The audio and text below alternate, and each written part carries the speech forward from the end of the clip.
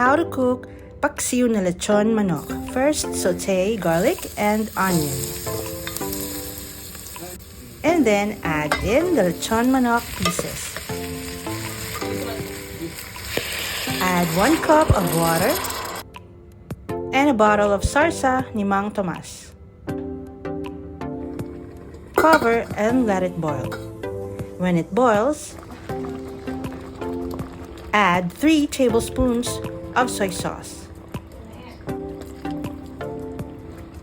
and 1/4 cup of vinegar.